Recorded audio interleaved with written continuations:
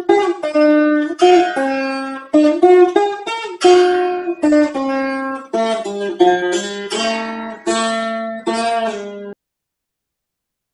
గురుభ్యో నమః.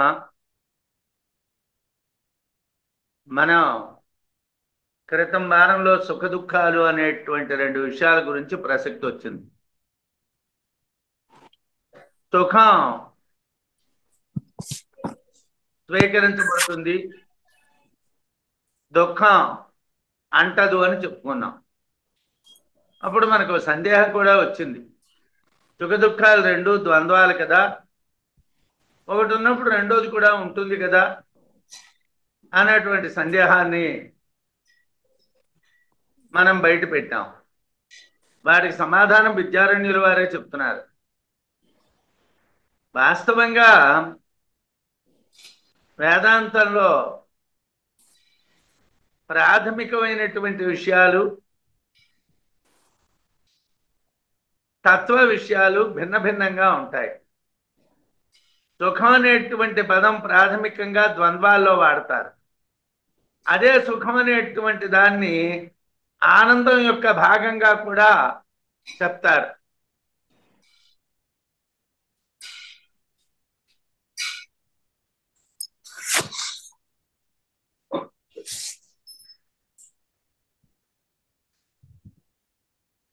బ్రహ్మానందస్య లేశాస్యుః ఆనందా విషయోత్థితాః అతస్తత్వవిద పక్షపాతో హ్యేతేషు విద్యతే. ఏమండి, సుఖం విషయంలో ఏమిటండి? సుఖం అనేటువంటి దాన్ని ఏమిటంటాం? బ్రహ్మానందస్య లేశాస్యుః విషయోత్థితాః, ఇంద్రియార్థముల వలన ప్రకాశించేటువంటి ఆనందాః, ఆనందములు, బ్రహ్మానందస్య, బ్రహ్మానందము యొక్క లేశాస్యుః, తొనకలు మాత్రమే. అంటే చిన్న చిన్న ముక్కలు. నేరుగా బ్రహ్మానందం బ్రహ్మంలో లీనమైపోవడం అనేటువంటిది వేదాంతం వినగానే కలిగిపోదు. అలాగైతే అందరూ బ్రహ్మ విద్వరిష్ఠులే. అందరూ బ్రహ్మ విద్వరిష్ఠులు కారు అని మాయా వివరణలో శంకరాచార్యులు వారు చెప్తారు. బ్రహ్మవేత్త అయినప్పటికీ కూడా లోక వ్యవహారాలతో సంబంధం కలవాడై ఉంటాడు. వాడి విషయాలని ఇక్కడ చెప్తున్నారు. విషయోత్థితాః, ఇంద్రియార్థముల వలన ప్రకాశించేటువంటి ఆనందాః, ఆనందములు, బ్రహ్మానందస్య లేశాస్యుః, బ్రహ్మానందము యొక్క తొనకలు మాత్రమే అగుచున్నవి. అంటే అవి చిన్న చిన్న ముక్కలు, బ్రహ్మానందం యొక్క చిన్న చిన్న ముక్కలు మాత్రమే. అతః, అందువలన, తత్వవిదః, బ్రహ్మజ్ఞానులైనటువంటి వాళ్ళకి, ఏతేషు, ఈ లేశమాత్ర ఆనందముల యందు పక్షపాతః విద్యతే, పక్షపాతం కనిపిస్తున్నది. ఏమండి, సుఖాన్ని వాళ్ళు ఎందుకు స్వీకరిస్తున్నారండి అంటే, పుణ్యం వల్ల సుఖం కలుగుతుంది, పుణ్యం వల్ల జ్ఞానం కలుగుతుంది. సుఖాన్ని మనం వినియోగించుకోకపోతే జ్ఞానం కలుగుతుంది. మనం పుణ్యం చేసాం, భగవంతుడు మనకి సుఖాన్ని ఇవ్వాలి అని అనుకున్నాడు. నాకు సుఖం అక్కర్లేదు నాయన, జ్ఞానం కావాలి అంటే దొరుకుతుంది. అది మీరు గజేంద్ర మోక్షంలో పూర్వ పుణ్యఫల దివ్య జ్ఞాన సంపత్తితో నేను చదువుతారు. అంటే లోకంలో పుణ్యం వల్ల డబ్బు కలగడం, పుణ్యం వల్ల భోగాలు కలగడమే కాదు, పుణ్యం వల్ల జ్ఞానం కూడా కలుగుతుంది. జ్ఞానం కావాలనుకుంటే జ్ఞానం కలుగుతుంది, డబ్బు కావాలనుకుంటే డబ్బు కలుగుతుంది. భగవంతుడు ఇచ్చినటువంటి విషయాన్ని మనం స్వీకరించేటప్పుడు భిన్నంగా ఉంటాయి. భగవద్ విషయాలు ఎప్పుడు భిన్నంగా ఉంటాయి. అదే విషయాన్ని మనకి ఇక్కడ చెప్తున్నారు. ఇంద్రియార్థ విషయముల నుండి పుట్టినటువంటి ఆనందములు బ్రహ్మానందము యొక్క లేశములు మాత్రమే. అయితే అవి బ్రహ్మానందము యొక్క తునకలు కనుక బ్రహ్మజ్ఞానులకు ఆ విషయజనిత ఆనందముల యందు, అంటే ఆ విషయాల్లో పుట్టేటువంటి ఆనందముల యందు పక్షపాతం ఉంటుంది. అంటే జ్ఞానులు చేసేటువంటి పనులు బాగున్నాయి అనిపిస్తాయి. మూర్ఖులు చేసేటువంటి పనులు దుఃఖప్రదంగా ఉంటాయి. మనకు ఒకవేళ పుణ్యం కలిగింది, ఐశ్వర్యం కలిగింది. ఐశ్వర్యం కలిగితే ఒక 10 కార్లు, ఓ 10 ఇళ్ళు, ఏవో 4 కుక్కలు, ఇవన్నీ పెంచుకున్నాం అనుకోండి, వాడికి ఐశ్వర్య గర్వం రా అంటారు. అదే రోజు అన్నదానం చేస్తున్నాం అనుకోండి, ఆ బీదవాళ్ళని చూస్తున్నాం అనుకోండి, ఎవరో చదువుకుంటూ ఉన్నటువంటి వాళ్ళకి దానం చేస్తున్నాం అనుకోండి, వాడు పుణ్యాత్ముడు రా అంటారు. పుణ్యాత్ముడు అనడానికి భోగి అనడానికి తేడా ఏమిటంటే, భాగం అనేటటువంటిది పాప విషయకంగా మారుతుంది. అది సుఖం వల్ల వచ్చినటువంటిదే, అది పుణ్యం వల్ల వచ్చినటువంటిదే. అదే పుణ్యం వలన జ్ఞానం కూడా వస్తుంది, అంటే వైరాగ్యం కూడా వస్తుంది. పుణ్యం వల్ల వైరాగ్యం కూడా వస్తుంది. కాబట్టి సాధారణంగా బ్రహ్మజ్ఞానులైనటువంటి వాళ్ళు విషయాలకు సంబంధించినటువంటి విషయాల్లో, అంటే ఇంద్రియార్థాలకు సంబంధించినటువంటి ఆనందాల్లో, సుఖాల్లో పక్షపాతాన్ని కలిగి ఉంటారు. బృహదారణ్యకంలో బ్రహ్మానందాన్ని నిర్వచిస్తూ ఆనందస్య లేశాః మాత్రముపజీవంతి అని ఓ మాట చెప్తారు. ఆనంద లేశాలను ఆశ్రయించి జీవుడు ప్రవర్తిస్తున్నాడు, ఈ జీవుడు చిన్న చిన్న ఆనందం తునకలతో బతుకుతున్నాడు అని చెప్తారు. అందువలన విషయజనిత సుఖాలు, అంటే ఇంద్రియార్థముల వలన కలిగినటువంటి సుఖాలు ఆనంద లేశాలు కనుక, ఆనందము యొక్క తునకలు కనుక, వాటి యందు ఆనందమే బ్రహ్మము అని భావించేటువంటి బ్రహ్మజ్ఞానులకు పక్షపాతం ఉంటుంది. కృష్ణుడు కూడా సత్వం సుఖే సంజయతి అని ఆనందం యొక్క లేశమునందు సత్వం ఉంటుంది అని చెప్పాడు. ఆనందం యొక్క లేశంలో, ఆనందం యొక్క తునకలో సత్వం ఉంటుంది అన్నటువంటి విషయాన్ని కృష్ణ పరమాత్మ కూడా చెప్పడాన్ని మనం వింటూ ఉంటాం. అయితే ఇప్పుడు ఇదే విషయాన్ని విద్యారణ్యుల వారు వివరంగా చెప్తున్నారు.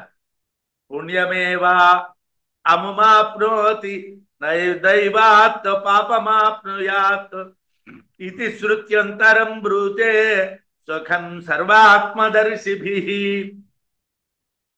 పుణ్యమేవ అముం ఆప్నోతి న దైవాత్ పాపమాప్నుయాత్ ఇది శృత్యంతరం బ్రూతే సుఖం సర్వాత్మదర్శిభిః. అముం, ఈ బ్రహ్మజ్ఞానిని పుణ్యం ఏవ ఆప్నోతి, పుణ్యము మాత్రమే అంటుతుంది. జ్ఞానులైనటువంటి వాళ్ళు పుణ్యాన్ని మాత్రమే స్వీకరిస్తారు, పాపాన్ని స్వీకరించరు. దైవాత్, సంచిత ఆగామి విషయమైనటువంటి కర్మ వలన పాపం న ఆప్నుయాత్, పాపము పొందబడదు. అంటే సాధారణంగా వాడు పుణ్యాన్నే స్వీకరిస్తారు, బ్రహ్మజ్ఞానులు పాపాన్ని స్వీకరించరు, పాపం వైపు వెళ్ళరు. ఒకవేళ ఏమైనా కర్మలు చేయటం వలన పాపం కలిగినా అది వాళ్ళని అంటదు. ఇది అని శృత్యంతరం బ్రూతే, మరొక ఉపనిషత్తు చెప్తున్నది. సర్వాత్మదర్శిభిః, జ్ఞానులు అందరి చేతను కూడా సుఖమే, సుఖం అంటే సుఖం మాత్రమే దర్శించబడుతున్నది. జ్ఞానులందరూ సుఖాన్నే దర్శిస్తారు కానీ పాపాన్ని దర్శించరు అన్నాడు. అంటే బ్రహ్మమును పొందినటువంటి వాడికి పాపం అంటదు, శోకం అంటదు. ఈ విషయం బృహదారణ్యకంలో తరతి పాప్మానం అని పాపాన్ని ధరిస్తాడు అని చెప్పారు. పుణ్యం అంటే జ్ఞాన కారణం అంటుతుంది. పుణ్యం అంటే ఇందాక చెప్పాను, జ్ఞానానికి కారణం. మనం పుణ్యకర్మలు చేసి నాకు పేరు కావాలి, ప్రతిష్ఠ కావాలి, డబ్బు కావాలి, పిల్లలు కావాలి, విమానాలు కావాలి అనుకుంటే అవే వస్తాయి. తర్వాత దుఃఖాలు వస్తాయి. ఆ విమానం యాక్సిడెంట్లోనో, ఆ కారు యాక్సిడెంట్లోనో, లేకపోతే ఇంకో రూపంలోనో రోగాలతోనో మన శరీరం పోతుంది. మనం భగవంతుడు మనకి పుణ్యాన్ని ఇచ్చాడు అనుకోండి, ఆ పుణ్యాన్ని దేనికి వినియోగించాలి? మళ్ళీ పుణ్యం కలగడానికి వినియోగించాలి, ధర్మానికి వినియోగించాలి. లౌకిక అర్థముల యందు ప్రవర్తించకూడదు. బ్రహ్మజ్ఞాని అయినటువంటి వాడికి తెలిసినా లౌకికం గురించి మాట్లాడకూడదు. మనకి ప్రధానమంత్రి గురించి తెలుసు, మాట్లాడకూడదు. మనకి రాష్ట్రపతి గురించి తెలుసు, మాట్లాడకూడదు. మనకి రాజ్యాంగం గురించి తెలుసు, మాట్లాడకూడదు. మనకి సైన్స్లో చాలా లోతైనటువంటి విషయాలు తెలుసు, మాట్లాడకూడదు. ఎందుకంటే వేదాంతం ఎక్కడ స్టార్ట్ అవుతున్నది? ఎక్కడ సైన్స్ ఎండ్ అయిపోతున్నదో, భౌతిక శాస్త్రం అనేటువంటిది చిట్ట చివరి స్థాయికి వచ్చిన తరువాత వేదాంత శాస్త్రం ప్రారంభమైంది. ఎందుకంటే పంచభూతాలు మనోబుద్ధులు అనేటువంటి వాటిని దాటినటువంటి స్థితిలో మనమేమో పరమాత్మని చూస్తున్నాం. అంటే పరమాత్మ అనబడేటువంటి వాడు భౌతిక విషయం కాడు. అలాంటప్పుడు ఈయన భౌతిక శాస్త్రంలో గొప్పవాడండి, ఆయన గణిత శాస్త్రంలో గొప్పవాడండి, ఈయన కవిత్వం రాయడంలో గొప్పవాడండి, ఆయనేమో వ్యాఖ్యానాలు చెప్పడంలో గొప్పవాడండి, అలా ఆయన రాజకీయాల్లో గొప్పవాడండి. ఇవన్నీ నీకెందుకయ్యా? నీకెందుకు? నీకు బ్రహ్మజ్ఞానం కావాలా, ఎన్యూమరేషన్ కావాలా? అంటే ఎవడేమిటో నువ్వు చెప్పడానికి ఉన్నావా, బ్రహ్మజ్ఞానం కోసం ఉన్నావా? అదేమిటండి, లోకానికి అన్నీ తెలియాలి కదా. ఆ పనులు చేసేవాళ్ళు వేరేగా ఉన్నారు. లోకంలో ఆ పనులు చేసేవాళ్ళు ఉంటారు, వర్ధంతులు జయంతులు చేసేవాళ్ళు, దాని కింద డబ్బు తినేసేవాళ్ళు బోల్డ్ ఎంతమంది ఉన్నారు. మనం చేయక్కర్లేదు ఆ పనులు. మనం ఏం చేయాలి? జ్ఞానాన్ని కలిగించాలి. కాబట్టి చేసినటువంటి పుణ్యానికి జ్ఞానాన్ని మాత్రమే మనం కోరుకోవాలి. ఆ జ్ఞాన కారణం, పుణ్యం జ్ఞాన కారణం, జ్ఞానం అంటుతుంది. సాధారణంగా కర్మల వలన కలిగేటువంటి పుణ్యపాపాలు జ్ఞానికి ఉండవు. కృతాకృతేన తపతః అనే బృహదారణ్యకంలో అంటారు. అంటే చేసినటువంటి పాప పుణ్యాలు అంటావు. ఎందుకంటే అదేమిటి అందరికీ అంటే వాడికి ఎందుకంటావు? అగ్నిహోత్రంలో మనం ఒక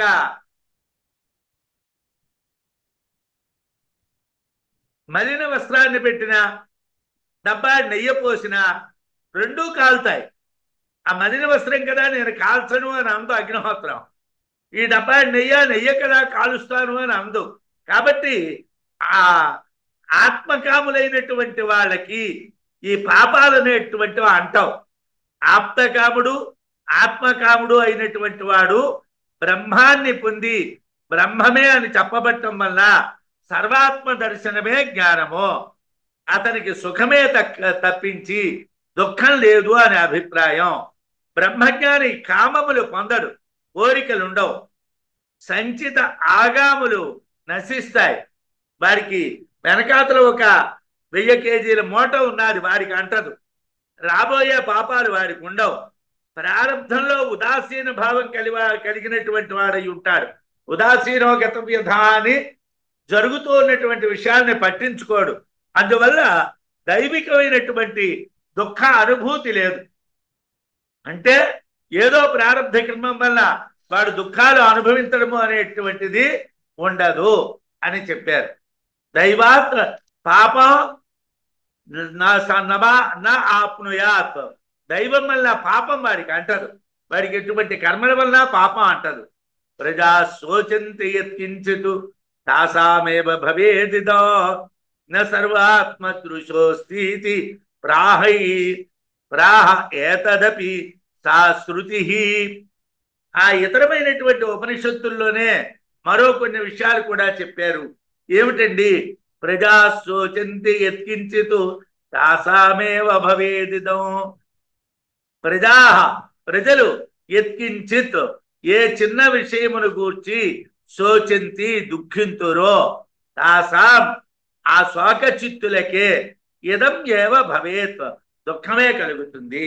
అంటే ఏదో నాకు అది లేదండి, ఇది లేదండి, ఇలా లేదండి, అలా లేదండి, నన్ను ఎవరు సన్మానించడం లేదండి, నన్ను ఎవరు గౌరవించడం. నువ్వు లోకంలో గౌరవాన్ని కోసం తాపత్రయం పడుతున్నావా? పాపంలో భాగం వస్తుంది. ఎందుకు ఈ గౌరవం నీకు? రమణ మహర్షి ఏం గౌరవాన్ని కోరుకున్నారు? రామకృష్ణ పరమహంస ఏ గౌరవాన్ని కోరుకున్నారు? యోగులైనటువంటి వాళ్ళు ఏ గౌరవాన్ని కోరుకున్నారు? ఏ యోగి గౌరవాన్ని కోరుకోలేదు కదా. నువ్వు గౌరవాన్ని ఎందుకు కోవాలనుకుంటున్నావు? ఎవరైతే దుఃఖాన్ని కలిగి ఉంటారో వాళ్ళకి దుఃఖమే అంటుతుంది. సా శృతి ఒకానొక ఉపనిషత్తు, అంటే ఏ ఉపనిషత్తులో అయితే శోకాన్ని గురించి చెప్పారో ఆ ఉపనిషత్తు సర్వాత్మ దృశ, సర్వాత్మ భావం పొందినటువంటి వాటికి నాస్తి, ఆ దుఃఖం ఉండదని ఏతదపి ప్రాహ, ఈ విషయం కూడా చెప్పింది. అంటే సర్వాత్మ భావం కలిగినటువంటి వాడికి దుఃఖం ఉండదు, భిన్నాత్మ భావం కలిగిన వాడికి దుఃఖం ఉంటుంది. లోకంలో నేను వేరు ఇంకొకరు వేరు అనుకున్న వాడికి దుఃఖం ఉంటుంది. అందరూ ఆత్మస్వరూపులే అనుకున్నటువంటి వాడికి దుఃఖం ఉండదు. అయితే ఎవరైతే ఏదేని చిన్ని విషయాల్లో అంటే ఇంద్రియార్థములను గూర్చి దుఃఖిస్తారో వాళ్ళకి మాత్రమే శోకం ఉంటుంది. బ్రహ్మజ్ఞాని సర్వాత్మ భావం గలవాడు కాబట్టి వాడికి శోకం ఉండదు. తరది శోకం తరది పాప్మానం అనే దుఃఖాన్ని పాపఫలాన్ని పొందడు అని ఉపనిషత్తులు చెప్తున్నాయని మనం తెలుసుకోవాలి. తరతి శోకం తరతి పాప్మానం, శోకాన్ని తరిస్తాడు, పాపాన్ని దూరం చేసుకుంటాడు అని ముండకంలో చెప్తున్నారు. అందుకోసం సర్వాత్మత్వేపి దేహాది దోషలేశో నమేస్తి అదుష్టా సూర్యభాయద్వత్ చండాలాది స్పృగప్యసో. లోకంలో ఏమంటే నాకు సర్వాత్మ భావం ఉన్నప్పటికీ కూడా శరీరంతో ఉన్నాను కాబట్టి దోషాలు ఉంటాయా ఉండవా? అంటే వీడు నా కొడుకు, ఈమె నా కూతురు, వీడు నా అల్లుడు, ఈమె నా కోడలు, ఇతను నా తండ్రి, ఈమె నా భార్య, ఈ భావాలు సర్వాత్మ భావం ఉన్నటువంటి వాడికి ఉంటాయా ఉండవా? ఉంటాయండి. వాడు భిన్నభావం కలవాడు కాడా? కాదు. అదేమిటండి? సూర్య భగవానుడు ఉన్నాడు. సూర్య భగవానుడు ప్రకాశిస్తున్నాడు, అంతటా ప్రకాశిస్తున్నాడు. అంతటా ప్రకాశించినప్పుడు అతడు ఏదో గ్రామం చెట్ట చివరిని ఉన్నటువంటి ఒక అస్పృశ్యుని యొక్క గృహాన్ని కూడా తాకుతున్నాడు. అయితే అస్పృశ్యుని యొక్క గృహాన్ని తాకాడు కాబట్టి సూర్యకిరణములు మైలపడిపోయాయి. ఆ సూర్యకిరణాలు మనకి తాకితే మనం కూడా మైలైపోతాం అంటామా? అండి, మన లోకల్లో ఇది బ్రహ్మజ్ఞానం అంటే ఇదే చిక్కు. కర్మకాండకి బ్రహ్మజ్ఞానానికి చిక్కు ఏమిటండి అని అంటే, కర్మకాండలో తగిలితే స్నానం చేయాలి, మాట్లాడితే స్నానం చేయాలి, తాగితే స్నానం చేయాలి, తింటే స్నానం చేయాలి, కూర్చుంటే స్నానం చేయాలి, ఆచమనం చేయాలి, శుద్ధి చేసుకోవాలి. బ్రహ్మజ్ఞానంలో ఏమీ లేదు. ఎందుకోసం? బ్రహ్మజ్ఞానం సూర్య భగవానుడు లాంటిది. సూర్య భగవాను యొక్క కిరణాలు అవతల చండాలని యొక్క గృహాన్ని తాకుతున్నాయి, నిన్ను తాకుతున్నాయి.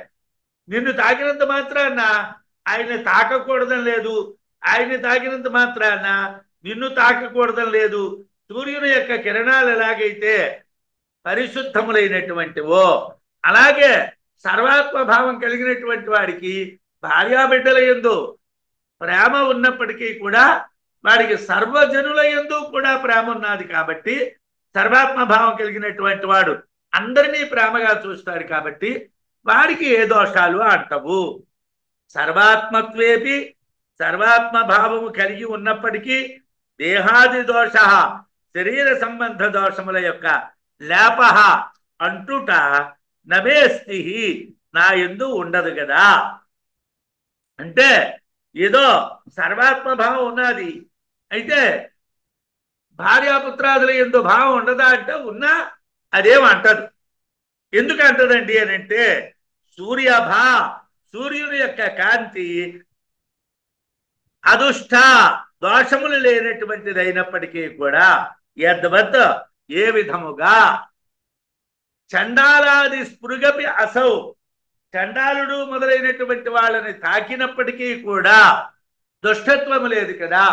అంటే అది తాకకూడనటువంటి వాళ్ళని తాకినప్పటికీ ఒక బ్రహ్మవేత్త అయినటువంటి బ్రాహ్మణుడి మీద సూర్యకిరణాలు పడ్డాయి, ఒక చండాలుడి మీద సూర్యకిరణాలు పడ్డాయి. అయినప్పటికీ సూర్యకిరణాలకి అంటూ లేదు, సూర్యకిరణాలకి మైలు లేదు.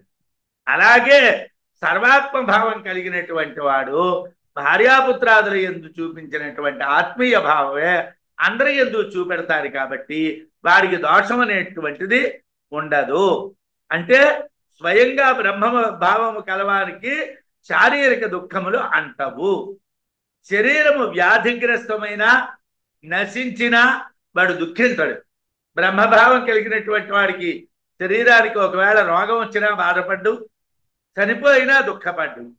శరీరం భ్రాంతి విషయం కాబట్టి, శరీరము అనేటువంటిది ఒక భ్రాంతి కాబట్టి, భ్రాంతి తొలగిపోతే జ్ఞానికి శరీర దుఃఖం అనుభూతం కాదు.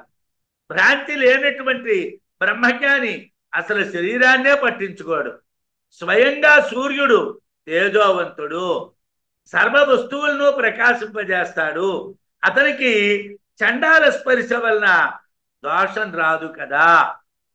బ్రహ్మాద్యా స్థావరాంతాయే ప్రాణినో మే వపుస్మృతాః కామక్రోధాదయా దోషాః జాయేరన్మే కుతోస్యతః. బ్రహ్మాద్యాః స్థావరాంతాయ ప్రాణినో మే వపుస్మృతాః. బ్రహ్మాద్యాః బ్రహ్మ మొదలుగా, స్థావరాంతాః కొండల వరకు కూడా, పర్వతాల వరకు కూడా, ఏ ప్రాణినః ఏ జీవులు మే నా యొక్క వపుః స్మృతాః శరీరంగా భావించబడుతున్నాయో. బ్రహ్మ నా శరీరమే, కదలనటువంటి కొండ నా శరీరమే. అంటే సర్వాత్మభావం. అన్నిట్లో ఉన్నటువంటి ఆత్మని నేనే. నేనే బ్రహ్మను, నేనే పర్వతాన్ని, నేనే వృక్షాన్ని, నేనే పక్షిని, నేనే పశువుని, నేనే కీటాన్ని. అన్నీ నేనే.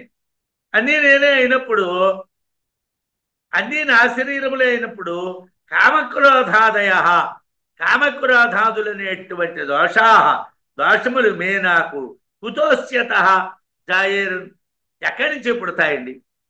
అసలు బ్రహ్మ దగ్గర నుంచి క్రిమికీటకాదుల వరకు అన్ని శరీరాలు నా శరీరాలే అయినప్పుడు నాకు దేని మీద కామం, దేని మీద క్రోధం, దేని మీద ద్వేషం ఏమున్నదండి? ఏమీ లేదు. కామం లేదు, క్రోధం లేదు, ద్వేషం ఏమీ లేవు. ఎందువల్ల లేవండి అంటే ఏమీ నాకు అంటావు. అన్ని శరీరాలు నా శరీరాలే కాబట్టి, సర్వాత్మభావం అన్నిట్లోనే నేనే ఉన్నాను కాబట్టి నాకు దుఃఖాలు అంటావు, సుఖాలు అంటావు. బ్రహ్మ మొదలుగా స్థావరముల వరకు సర్వాత్మభూతుడైన నా శరీరం మాత్రమే ఉన్నది అని తెలియబడుతూ ఉంటే కామక్రోధాది దోషాలు ఎక్కడి నుండి పుట్టడం జరుగుతుంది? అన్ని శరీరాలు నావే అయినప్పుడు కామం ఏమిటి, క్రోధం ఏమిటి, దోషం ఏమిటి? అంటే కామక్రోధాదులకు ఉనికే లేదు. అసలు కామక్రోధాదులు అనేటువంటివి పుట్టటమే లేదు. కాబట్టి అవి నాకు లేనే లేవు. కామక్రోధాదులు అనేటువంటివి నాకు లేనే లేవు. ఇత్యాచార్యా బ్రహ్మబోధ కుశల అభవన్ పురాః సుఖమాత్రగ్రాహిణోత్ర దృష్టాంతా సత్యనేకశః. ఏమండి, ఇదంతా కూడా పూర్వాచార్యులైనటువంటి వాళ్ళ యొక్క పద్ధతి. ఇవాళ మనం బ్రహ్మజ్ఞానాన్ని మాట్లాడుతూ ఉంటాం, డబ్బుల గురించి మాట్లాడుతూ ఉంటాం, లౌకిక విషయాల గురించి మాట్లాడుతూ ఉంటాం. అన్నీ మనకు కావాలి. అంటే మనమే సర్వజ్ఞులమని అందరూ అనుకోవాలి. ఇవాళ ఎవరికి పాండిత్యం ఉన్నదని ఎవరు అనుకోరు. ఎందుకంటే ఏదైనా ఒక విషయాన్ని కావాలి అని అంటే గూగుల్లో కొడితే ఆ గూగుల్లో సెర్చ్ చేస్తే ఆ విషయాలు వచ్చేస్తున్నాయి. అవి నోట్ చేసుకొని మాట్లాడవచ్చు. వేరేగా వీడు నేను చదివింది ఏమిటి? పూర్వకాలంలో అయితే గ్రంథాలు చదవాలి, గూగుల్ లేదు. ఇప్పుడు కూడా పై విషయాలే కదండి. ఏమండి, సుభాష్ చంద్రబోస్ అంటే అవడు అని అంటే సుభాష్ చంద్రబోస్ కోసం 4 వాక్యాలు గూగుల్లో చదివేయడం. నేను సుభాష్ చంద్రబోస్ కోసం మాట్లాడానండి. ఏం మాట్లాడావు? నీకేం తెలుసు? ఏమీ లేదు. మనం అనేకమైనటువంటి గ్రంథాలని పరిశీలించడం అనేటువంటి అలవాటు తగ్గిపోయి ఏ వాక్యం కావాలంటే ఆ వాక్యాన్ని కొట్టడం నేర్చుకోవడం చేస్తే దానివల్ల వచ్చేటువంటిది ఏం లేదు. దానివల్ల మన పండితులు అనుకోవటం కన్నా మనని ఆ విషయాల్ని తీసి ప్రచారం చేసేటువంటి ఓ ప్రచార మాధ్యమం కింద మాత్రమే చూస్తారు. మనకి దానివల్ల ఏ గౌరవం ఉండదు. దానివల్ల భగవంతుడు మెచ్చుకోడు. ఎవరండి దీని విషయంలో అథారిటీ కలవాళ్ళు అంటే ఇత్యాచార్యా బ్రహ్మబోధ కుశలా అభవన్ పురా సుఖమాత్రగ్రాహిణోత్ర దృష్టాంతా సంచనేకశః ఇది అని బ్రహ్మబోధ కుశలా బ్రహ్మజ్ఞాన అనుభూతి ఎందు నేర్పరులైనటువంటి వాళ్ళు, బ్రహ్మ బోధమునందు కుశలులైనటువంటి వాళ్ళు. అంటే బ్రహ్మజ్ఞానాన్ని ఎవరికైనా మనం చెప్పాలంటే మనకు అనుభవం ఉండాలి. పుస్తకాలు చదివి మనం బ్రహ్మజ్ఞానాన్ని చెప్తే ఆ బ్రహ్మజ్ఞానం కాదు. మనం బ్రహ్మాన్ని ఉపాసించాలి, బ్రహ్మాన్ని పొందాలి, బ్రహ్మము యొక్క కటాక్షంతో బ్రహ్మాన్ని గురించి చెప్పాలి. నుంచే మనం గురువులు అంటే ఎవరంటామండి? నారాయణం పద్మభవం వశిష్టం శక్తించ తత్పుత్ర పరాశరంచ వ్యాసం సుఖం గౌడపదం మహాంతం గోవింద యోగీంద్ర మధాస్య శిష్యం శ్రీ శంకరాచార్యం అని అంటున్నాం. అలా అనుభూతి కలిగినటువంటి గురువులు అంటారు. అసలు మనం చెప్పుకుంటున్నదే అనుభూతి ప్రకాశం. మనకు అనుభూతి లేదు. ఏమిటి మనం మాట్లాడుతున్నామో అనుభూతి మనకు లేదు. ఉందో లేదో మనకి తెలుసు. మన లోకాన్ని మోసం చేసినంత మాత్రాన నేనేదో చాలా గొప్ప బ్రహ్మజ్ఞాన సంపన్నుణ్ణి, నేను బ్రహ్మజ్ఞానాన్ని గురించి చాలా బ్రహ్మాండంగా చెప్తున్నాను అని అనుకుంటే అవి శుష్కవాదాలు. వాటిలో ఎండిపోయిన ఆకుల్లో ఎలాగైతే జీవం ఉండదో అలాగే శుష్కవాదాల్లో మనకేం ఉండదు. ప్రాణం కలిగినటువంటి ఆకులు కావాలి అంటే మనకి అనుభూతి ఉండాలి. ఇత్యాచార్యా బ్రహ్మబోధ కుశలా బ్రహ్మబోధ కుశలా బ్రహ్మజ్ఞానము అనుభూతి ఎందు నేర్పరులైనటువంటి ఆచార్యా గురువులు సుఖమాత్ర గ్రాహిణ సుఖమును మాత్రము స్వీకరించినటువంటి వారు పురా పూర్వకాలమునందు అభవన్ అగుచున్నారు. పూర్వకాలంలో బ్రహ్మజ్ఞానం కలిగినటువంటి వాళ్ళు దుఃఖాలని లెక్కబెట్టలేదు, దుఃఖాల్ని స్వీకరించలేదు, ఉత్తి సుఖాన్ని మాత్రమే స్వీకరించారు. ఎందుకండి? అత్ర ఈ విషయమునందు అనేక సహా చాలా విధములైనటువంటి దృష్టాంతా ఉదాహరణములు సంతి కలవు. ఈ విషయంలో చాలా ఉదాహరణలు ఉన్నాయన్నారు. ఏమండి మనకి తెలిసినటువంటి ఉదాహరణలు ఏమిటండి? బ్రహ్మజ్ఞాన కుశలు లేనటువంటి వాళ్ళు, బ్రహ్మజ్ఞానంలో నేర్పరులైనటువంటి వాళ్ళు సుఖాన్ని మాత్రమే స్వీకరించి దుఃఖాన్ని పట్టించుకోకుండా ఉన్నటువంటి వాళ్ళు మనకి తెలిసిన వాళ్ళు ఎవరున్నారండి అంటే ఉన్నారు. కానీ మనం తరిచి చూస్తే కానీ మనకి తెలియదు. చెప్తాను. బ్రహ్మజ్ఞానానుభూతి ఎందు నేర్పరులైనటువంటి ఆచార్యులు సుఖాన్ని మాత్రమే పైన చెప్పబడినటువంటి విధంగా స్వీకరిస్తారు. ఈ విషయంలో చాలా ఉదాహరణలు ఉన్నాయన్నాడు. ఎవరండి అని అంటే, ఒకసారి విశ్వామిత్రుడికి వశిష్ఠుడికి వివాదం కలిగింది దేను విషయంలో. ఆ గోవు కావాలి అని విశ్వామిత్రుడు, అది ఇవ్వకపోవటం అనేటువంటిది వశిష్ఠుడు చేయడం చేతనం వశిష్ఠుని యొక్క ఆశ్రమాన్ని అంతటి కాల్చేశాడు విశ్వామిత్రుడు. అయినప్పటికీ కూడా వశిష్ఠుడు ఏం కోపం తెచ్చుకోలేదు, తపస్సు చేశాడు. నన్ను బ్రహ్మర్షి అను అన్నాడు. అబ్బే నువ్వు కాదయ్యా, నువ్వు రాజర్షివే అన్నాడు. అంటే కోపం వచ్చి వశిష్ఠుడి యొక్క 100 పిల్లల్ని చంపేశాడు. అయినా వశిష్ఠుడు నా తమో అభజత్, తమో గుణాన్ని పొందలేదు, దుఃఖాన్ని పొందలేదు. నూరుగురు కొడుకులు చచ్చిపోయిన విశ్వామిత్రుడు నూరుగురు కొడుకుల్ని చంపేసిన ఆయన ఏ రకమైనటువంటి దుఃఖాన్ని పొందలేదు. అంటే బ్రహ్మజ్ఞానులైనటువంటి వాళ్ళు ఆనందలేశమైనటువంటి సుఖాన్నే స్వీకరిస్తారు తప్పించి అది జ్ఞానాన్ని ఇస్తుంది కాబట్టి దుఃఖాన్ని స్వీకరించరు. వాళ్ళకి దుఃఖంతో పని లేదు. ఆనందలేశమైనటువంటి సుఖాన్ని మాత్రమే వాళ్ళు స్వీకరిస్తారు. వాళ్ళకి దుఃఖాలతో ఏ పని ఉండదు. వృక్షే మధుకర పుష్పరస సంగృహ్ణాతి నేతరతు ఎదర్భిక్షాముపాదత్తే నా శౌచం తస్య విద్యతే. లోకంలో ఏమండి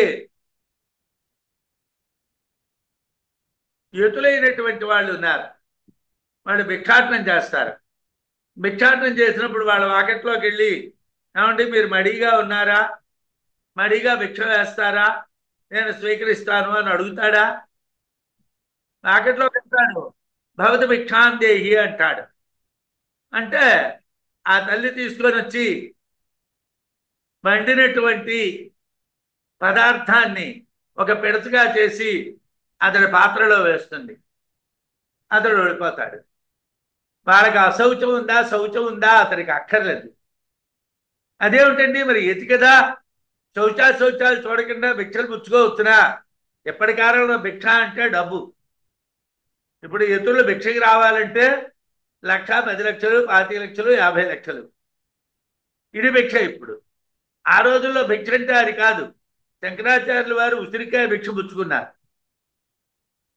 అనేక మంది ఋషులైనటువంటి వాళ్ళు, యోగులైనటువంటి వాళ్ళు భిక్షాటనం చేసుకునే జీవించేవాళ్ళు.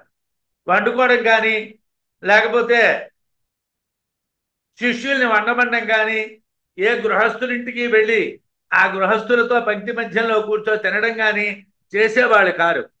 వృక్షే మధుకర పుష్పరసం గృహ్ణాతి నేతరతో. మధుకర తుమ్మెద వృక్షే వృక్షమునందు పుష్పరసం తేనెను గృహణాతి సంగ్రహించును స్వీకరిస్తుంది. పుష్పరసాన్ని స్వీకరిస్తుంది. ఏది? తుమ్మెద. తుమ్మెద పుష్పంలో ఉన్నటువంటి తీయటి మధువుని మాత్రమే స్వీకరిస్తుంది. నా ఇతరతో ఆ చెట్టుకున్నటువంటి ఏ లక్షణాలని స్వీకరించదు. ఏతిర్భిక్షాముపాదత్తే. యతి అయినటువంటి వాడు, సన్యాసి అయినటువంటి వాడు భిక్షని స్వీకరిస్తాడు. యతి భిక్షాం ఉపాదత్తే అంటే గృహస్థుడి ఇంటి నుంచి భిక్షను మాత్రం స్వీకరిస్తాడు. తస్య ఆ సన్యాసికి అశౌచం, అశౌచ దోషము న విద్యతే ఉండదు. చెట్టుకున్న పువ్వు నుంచి తుమ్మెద రసాన్ని గ్రహిస్తుంది కానీ చెట్టుకున్నటువంటి దోషాలని అది గ్రహించదు. అలాగే సన్యాసి గృహస్థుడి నుండి భిక్షని స్వీకరిస్తాడు కానీ ఆ గృహస్థుడికి ఉన్నటువంటి శౌచాశౌచ దోషాలని ఆయన గ్రహించడు. ఇదెలాగండి అంటే ధర్మశాస్త్రంలో దీనికి కట్టుబాటు ఉంది. మృతా శౌచాదుల్ని నిర్ణయించినటువంటి చోట ధర్మశాస్త్రంలో కొన్ని విషయాలు చెప్పారు. ఏమండి సన్యాసులైనటువంటి వాళ్ళకి, యజ్ఞదీక్షితులైనటువంటి వాళ్ళకి, భిక్షాటనం చేసి గురుకులంలో విద్య చదువుకుంటే ఉండేటువంటి బ్రహ్మచారులకు, అలాగే మూర్ధాభిషిక్తులైనటువంటి రాజులకు ఒకరోజు మాత్రమే మాతాపిత్రాది మరణముల యందు అశౌచం ఉంటుంది. అంటే మామూలుగా అయితే ఇప్పుడు మనం ఏమంటామండి, తండ్రి చనిపోతే, తల్లి చనిపోతే 10 రోజులు మైలు పట్టాలి, 11వ రోజు శుద్ధి. అది కూడా కర్తలకైతే 12వ రోజు బ్రాహ్మణులు లేచే వరకు శుద్ధి కాదు అని మనం చెప్తూ ఉంటాం. అది శాస్త్రంలో ఉంది. కరెక్టే కదండి. అంటే అందరికీ అది వర్తించదండి అన్నారు.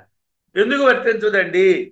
భిక్షాటనం చేసుకునేటువంటి సన్యాసులకి స్నానమాత్రంతో శుద్ధి, అలాగే భిక్షాటనం చేసుకో గురుకులంలో అంటే గురువుల దగ్గర విద్యాభ్యాసం చేసుకునేటువంటి బ్రహ్మచారులకి స్నానం చేస్తే శుద్ధి అయిపోతుంది, తండ్రి చచ్చిపోయినా తల్లి చచ్చిపోయినా. అలాగే యజ్ఞదీక్షల్లో ఉండేటువంటి వాళ్ళకి అశౌచం అంటారు. అలాగే మూర్ధాభిషిక్తులైనటువంటి రాజులకి వాళ్ళకు కూడా చనిపోయినటువంటి వాళ్ళకి దహనం చేసి స్నానం చేస్తే ఆ దోషం పోతుంది. ఎందుకు అలా చెప్పారు? వాళ్ళకి ప్రధానమైనటువంటి కర్మ వేరు.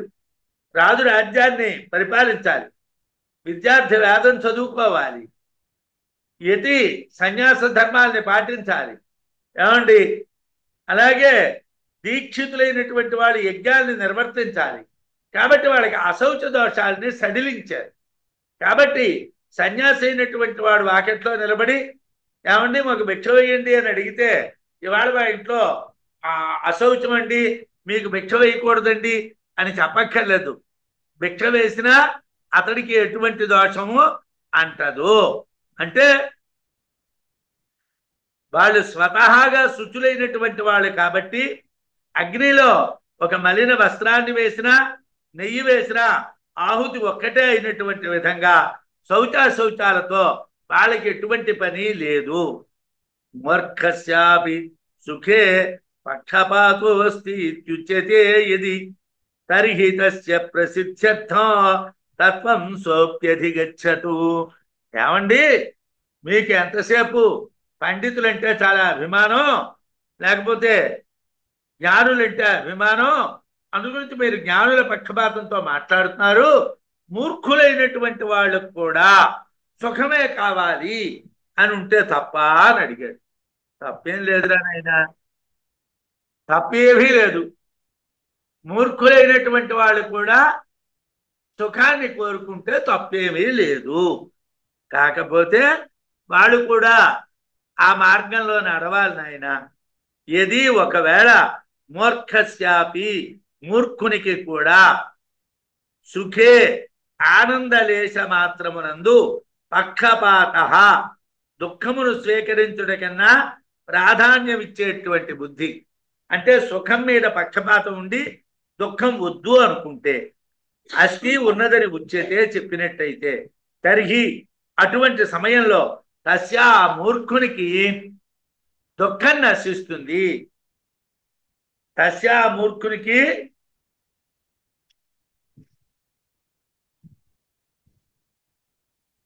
ప్రసిద్ధ్యర్థం కీర్తి కొరకు తత్వం బ్రహ్మజ్ఞానమును సోపి అతడు కూడా అధిగచ్చతూ పొందవచ్చును. ఇక్కడ ఏం చెప్తున్నాడండి? మూర్ఖుడైనటువంటి వాడికి కూడా ఒకవేళ సుఖమునందు పక్షపాతం ఉన్నది అని అంటే తప్పు లేదండి.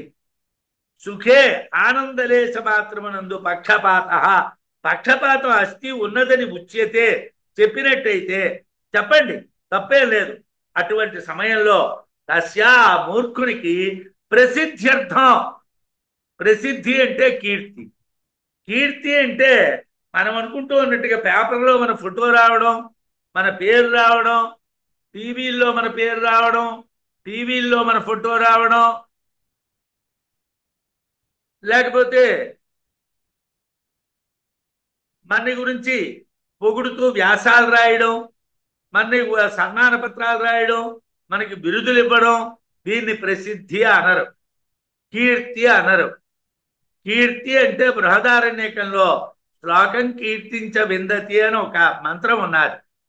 ఆ మంత్రంలో ముముక్షు భావన, మోక్షాన్ని పొందడం అనేటువంటి భావం. ఒకవేళ వాడికి కూడా మోక్షం కావాలి అనుకుంటే, అంటే ప్రసిద్ధ్యర్థం అంటే మోక్షం కావాలి అనుకుంటే తత్వం బ్రహ్మజ్ఞానమును సోపి అతడు కూడా అధిగచ్చతూ పొందవచ్చును. నా కీర్తి కావాలనుకుంటే నేను బ్రహ్మజ్ఞానాన్ని పొందాలి. కీర్తి కావాలనుకుంటే ఏమండి, యూట్యూబ్లో నా పేరు పెట్టారు కదా, చాలా మంది చూసి ఉంటారు, నాకు చాలా పేరు వచ్చి ఉంటుంది. అలాగే నేను ఏదో ఈనాడులో నా పేరు వచ్చింది, లేకపోతే జ్యోతిలో వచ్చింది, సాక్షిలో వచ్చింది, ఇవన్నీ అసాక్ష్యములే, యథార్థమైన సాక్ష్యాలు కావు. ఇవన్నీ కూడా లౌకికంగా నీ గురించి నువ్వు చెప్పుకుని పనికి వస్తాయి, కానీ వీటి వలన ఉండేటువంటి ప్రయోజనం లేశ మాత్రం కూడా లేదు. మూర్ఖుడైనటువంటి వాడికి కూడా ఆనందమునందు ఒకవేళ పక్షపాతం ఉన్నట్టుగైతే, సుఖమునందు పక్షపాతం ఉన్నట్టుగైతే, దుఃఖం అక్కర్లేదు అనుకుంటే వాడు కూడా కీర్తి పొందటానికి, అంటే మోక్ష భావనాన్ని పొందడానికి బ్రహ్మజ్ఞానాన్ని పొందొచ్చు. బ్రహ్మజ్ఞానాన్ని పొందితే ఆటోమేటిక్ అయిన కీర్తండి. ఏ పేపర్లో రావణ మహర్షి గురించి రాస్తే రమణ మహర్షి సన్యాసం గొప్పదైందండి. ఏ పేపర్లో రాస్తే రామకృష్ణ పరమహంస గొప్పవాడయ్యాడండి. పేపర్ల వల్ల గొప్పవాళ్ళు అవ్వలేదండి, రేడియోల వల్ల గొప్పవాళ్ళు అవ్వలేదండి, టీవీల వల్ల గొప్పవాళ్ళు అవ్వలేదండి. బ్రహ్మజ్ఞానం వల్ల మహాత్ములు అయ్యారండి. మహాత్ములు అవ్వడానికి కావలసింది బ్రహ్మజ్ఞానం, కానీ పేపర్లు, టీవీలు, రేడియోలు కావండి.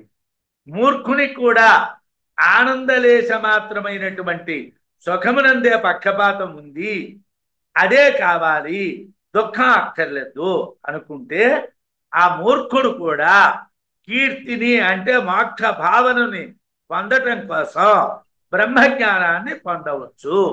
వాడు కూడా బ్రహ్మజ్ఞానాన్ని పొందవచ్చు.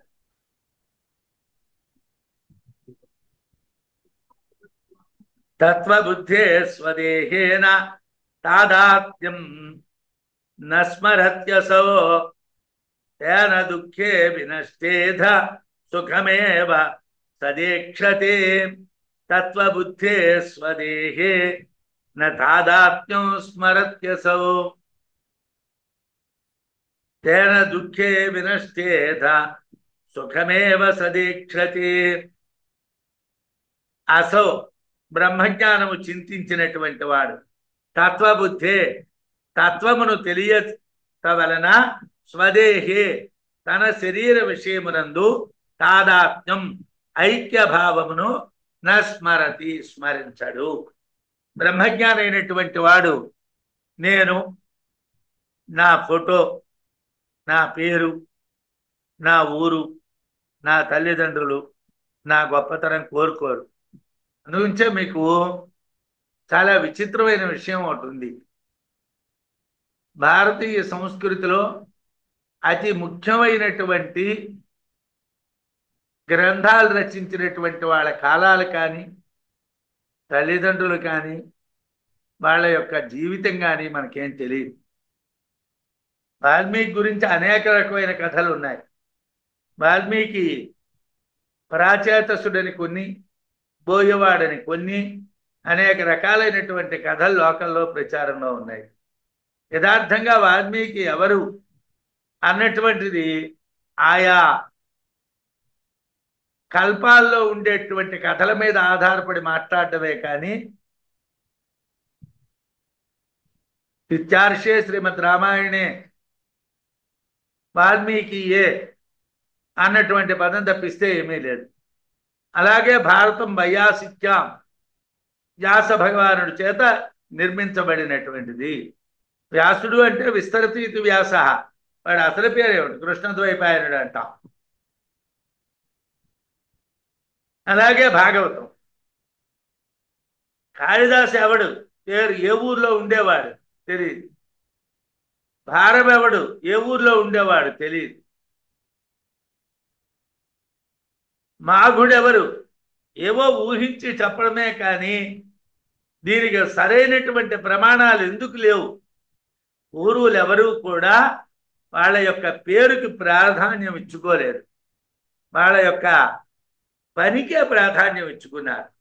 తత్వబుద్ధే స్వదేహేన తాదాత్మ్యం స్మరత్యసౌ. ఆనందవర్ధనుడు ఉన్నాడు, బండాలోకం రాశాడు. ఆయన యొక్క గొప్పతనం ఏమిటో మనకు తెలియదు, చెప్పుకోవటమే, ఏవో కొన్ని కథలు చెప్పుకోవటమే. తత్వబుద్ధి అంటే అసౌ బ్రహ్మజ్ఞానమును చింతించేటువంటి వాడు తత్వబుద్ధే తత్వమును తెలియటం వలన స్వదేహే తన దేహమునందు తాదాత్మ్యం ఐక్యభావమును నస్మరతి స్మరించడు. వాడికి శరీరం యొక్క ఐక్యభావం ఉండదు. తేనా ఐక్యభావ స్మరణ లేకపోవుట చేత దుఃఖే వినష్టే దుఃఖం నశిస్తే అధా అటు తర్వాత సదా ఎల్లప్పుడూ సుఖమేవా సుఖాన్నే ఈక్షతే దర్శిస్తాడు. వాడు ఎప్పుడూ సుఖాన్నే దర్శిస్తాడు, వాడికి దుఃఖం ఉండదు. వాడికి శారీరక భ్రాంతి లేదు కాబట్టి వాడికి దుఃఖం లేదు. దుఃఖం లేదు కాబట్టి వాడి గురించి ఏం తెలియదు. బమ్మెరపోతన కాలంగానే బమ్మెరపోతన యొక్క ఊరు ఒంటిమెట్టని కొంతమంది, ఓరుగల్లని కొంతమంది, అనేక రకాలుగా మాట్లాడతాం. ఏవో శాసనాలను బట్టి మాట్లాడతాం. వాళ్ళ గురించి ఏం రాసుకోలేదు. వాళ్ళ గురించి వాళ్ళ అడ్రస్లు ఏమీ వ్యక్తీకరించలేదు. వాళ్ళ శిష్యులు, వాళ్ళకి తెలిసినటువంటి వాళ్ళు మనకి చెప్పినటువంటి మాటలను బట్టి మనం ఆహా వీడు ఇది అని అనుకోవాలి. చాలా కావ్యాలకి కర్తలు ఎవరో కూడా పేర్లు ఇవాళకి అనుమానమే. ఇవాళకి చాలా మంది కాల నిర్ణయాలు అనుమానమే. ఎందువల్ల? వాడు శరీరానికి ప్రాధాన్యాన్ని ఇవ్వలేదు. అంటే ఇక్కడ తత్వబుద్ధి కలిగినటువంటి వాడు తన శరీరానికి ఆత్మకు ఐక్యాన్ని పాటించడు. అందువల్ల వాడికి దుఃఖం ఉండదు. వాడు సుఖాన్ని మాత్రమే పొందుతాడు. సుఖమేవ సదేక్షతే, సుఖం ఏవ, సుఖాన్ని మాత్రమే సదా ఎల్లప్పుడూ ఏక్షతే దర్శిస్తాడు. ఇదొక అర్థం. సుఖం ఏవ, సుఖమునైనటువంటిది మాత్రమే. సత్ సత్ అంటే బ్రహ్మమును ఏక్షతే దర్శిస్తాడు. అంటే సత్ ఏక్షతే సదేక్షతే, సదా ఈక్షతే సదేక్షతే. రెండు రకాలుగా దాన్ని చూడొచ్చు. మూర్ఖుడైనా తత్వబుద్ధి చేత శరీరమునందు ఆత్మైక్యాన్ని భావించకపోతే, ఆత్మ శరీరము ఒకటే అని అనుకోకపోతే మూర్ఖుడైనప్పటికీ కూడా దుఃఖం నశిస్తుంది. సుఖమే ఎప్పుడూ చూడబడుతుంది. సుఖస్వరూపమైనటువంటి సత్తే దర్శించబడుతుంది. అంటే శరీరంతో ఆత్మకు ఐక్యభావాన్ని దూరం చేసుకోగలిగితే దుఃఖం ఉండదు. శరీరంతో ఆత్మకి సంబంధాన్ని దూరం చేసిస్తే దుఃఖం అనేటువంటిది ఉండదు. సుఖమే ఉంటుంది, సత్తే ఉంటుంది. తాదాత్మ్యాస్య అస్మృతో దేహ నిర్వాహో నేతి చేతృణు అశ్వాదినా యవ ప్రాణేన ప్రేరితం రక్ష్యతే వపుః. ఏమండి, మీరు మాటలు చెప్పడం చాలా సులభంగా ఉన్నదండి, ఆచరణలో చాలా కష్టం అండి ఇది. శరీరానికి ఆత్మకి తాదాత్మ్యం చెప్పకపోతే ఈ శరీరం ఎలా నడుస్తుందండి? శరీరం ఎలా నడుస్తుంది? శరీరం నడవాలి అని అంటే శరీరానికి ఆత్మకి ఐక్యభావాన్ని చెప్పి తీరాలండి. అంటే అలా అక్కర్లేదురా నాన్న, చెప్పక్కర్లేదు. దానికి శృతిలో ఒక ఉదాహరణ ఉన్నది. ఆ ఉదాహరణని నీకు చెప్తామన్నారు.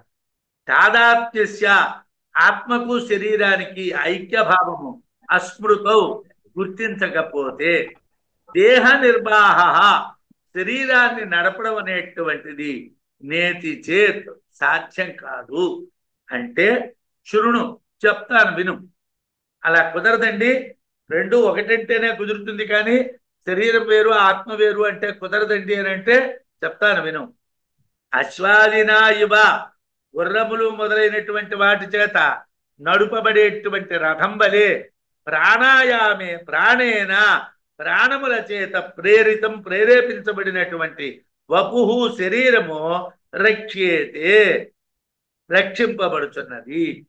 ఎలాగైతే రథాన్ని గుర్రాలు లాగుతున్నాయో అలాగే ఈ శరీరాన్ని ప్రాణాలు లాగుతున్నాయ్యా, దీనికి ఆత్మ యొక్క పని లేదయ్యా అన్నారు. శరీరానికి ఆత్మకు ఐక్యభావం చెప్పకపోతే శరీరాన్ని నడపడం కష్టం అంటే అలా కాదు. గుర్రములచే నడపబడేటువంటి రథంలాగా ప్రాణాల చేత ఈ శరీరం నడపబడుతుంది అని చెప్పారు. రథం యొక్క ప్రమేయం లేకపోయినా గుర్రాలు రథాన్ని నడుపుతాయి కదా, ఆత్మ ప్రమేయం లేకపోయినా ప్రాణాలు శరీరాన్ని నడుపుతాయి అని చెప్పారు. అయితే ఇక్కడ ఒక సమస్య వస్తుంది. దాని గురించి కూడా మనం ఆలోచించాలి. సయథా ప్రయోగ్య ఆచరణే యుక్త ఏవమేవ అయమస్మిన్ శరీరే ప్రాణోయుక్త అని శృతి. చాందోగ్యంలో ఇది మంత్రం. ఏ విధంగా గుర్రము రథానికి కట్టబడిందో లేదా గుర్రమే ప్రయోగ్యముగా ఉందో అదే విధంగా దానితో అంతటా సంచరించబడే విధంగా ఉందో ఈ శరీరమందు ప్రాణాపాన వ్యానోదాన సమానములు ఇంద్రియాలు మనస్సు బుద్ధులతో ఉంచబడినటువంటి కర్మఫలాలను అనుభవించబడటం జరుగుతున్నది. అంటే ప్రయోగ్యము అంటే నడిపించేటువంటిది అని అర్థం. రథాన్ని ఏది నడిపిస్తున్నది? గుర్రం. అలాగే ఈ శరీరాన్ని ఏమిటి నడిపిస్తున్నాయ్యా? ప్రాణము, అపానము, వ్యానము, ఉదానము, సమానము అనేటువంటి 5 వాయువులు. అలాగే మనస్సు బుద్ధి అనేటువంటివి 2 ఇంద్రియములు అనేటువంటివి ఇవి నడుపుతున్నాయండి. ఆ గుర్రాలు ఎలా రథాన్ని నడుపుతున్నాయో ఈ శరీరాన్ని ఇవి నడుపుతున్నాయండి. అలా శరీరాన్ని నడపడం వలన శరీరం కర్మఫలాన్ని అనుభవిస్తున్నదండి అన్నారు. రథానికి ప్రమేయం లేకుండా గుర్రాలు నడిపినట్టుగా ఆత్మ ప్రమేయం లేకుండా ప్రాణాది మనోబుద్ధులు ఇంద్రియాలతో కూడి శరీరాన్ని నడిపిస్తాయి. రథం నన్ను లాగు అని అడగలేదు, కానీ గుర్రాలు లాగే. అలాగే శరీరాన్ని ప్రాణము, అపానము, వ్యానము, ఉదానము, సమానము ఇంద్రియాలు మనస్సు బుద్ధి వాటంతట అవే లాగేయండి. ఐక్య భావన అవసరం లేదు. అయితే ఓ సమస్య ఉంటుందండి. ఏమిటి మరి? ఆత్మ అక్కర్లేదా అండి? ఆత్మ ప్రమేయం ఏం లేదా? రథే ప్రయోగ యోగ్యోస్వ శిక్షితస్యారథిం వినా స్వయమేవ సదాభ్యాసాద్ గంతవ్యం ప్రాపయేత్ ఖలు. రథ ప్రయోగ యోగ్యోస్వ, రథాన్ని నడపటంలో బాగా శిక్షణ పొందినటువంటి గుర్రాలు, శిక్షితం బాగా సారథ్యం తెలిసినటువంటి సారథిం వినా, సారథి లేకపోయినా, స్వయమేవ తమంతట తానుగానే, సదాభ్యాసాత్ నిత్యము కూడా వెళ్ళి రావడం యొక్క అలవాటు చేతనం, గమ్యాన్ని చేర్చడం అనే అలవాటు చేతనం, గంతవ్యం వెళ్ళవలసినటువంటి స్థలానికి ప్రాపయేత్కలు పొందిస్తుంది కదా.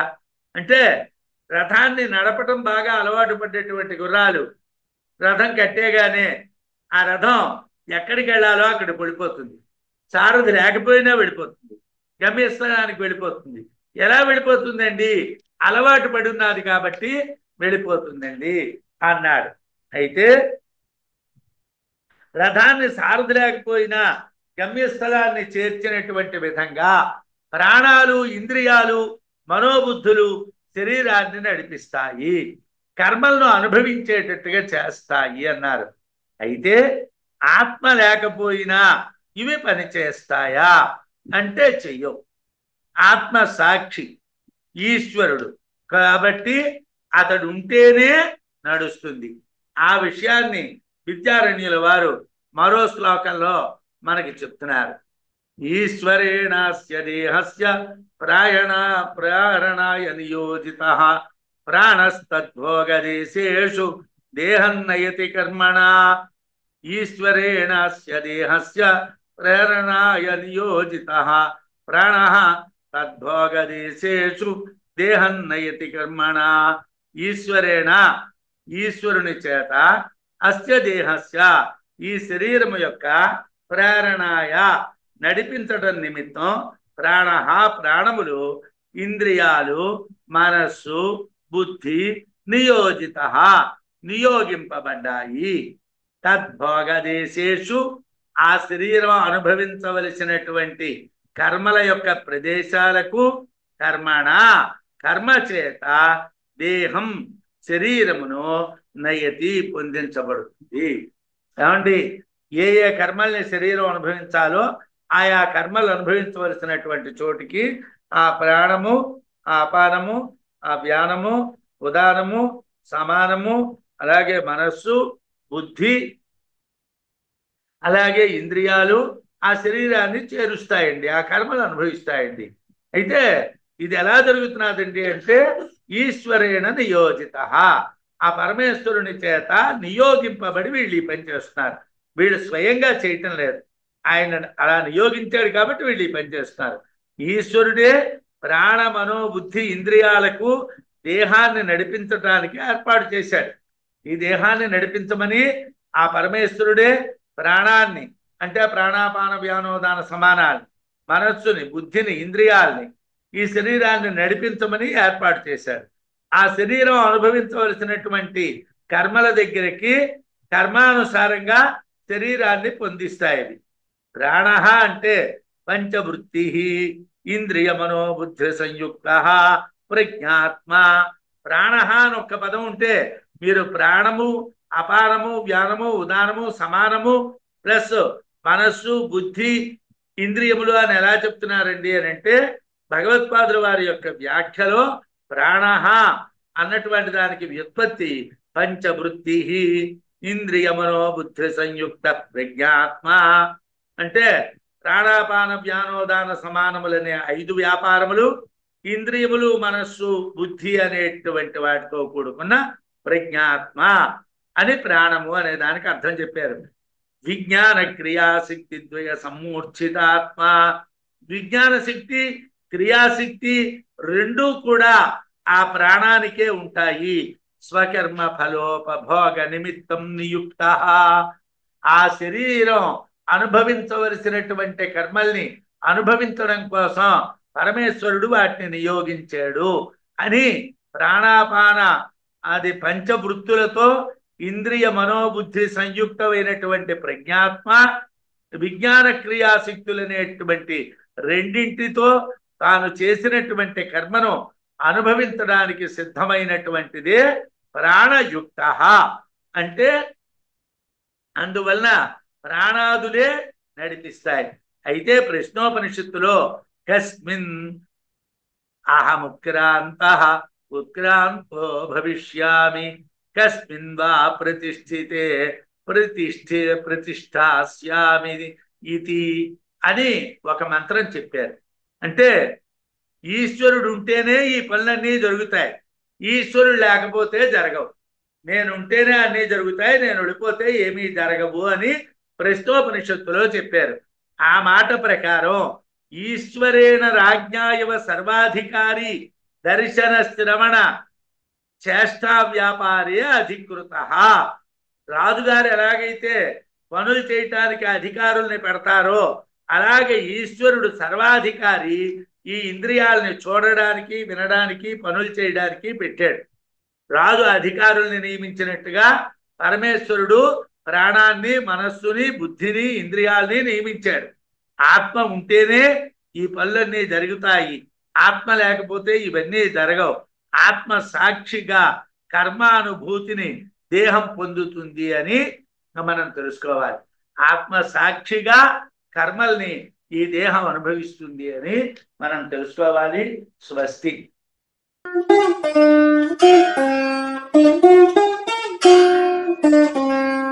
Thank you.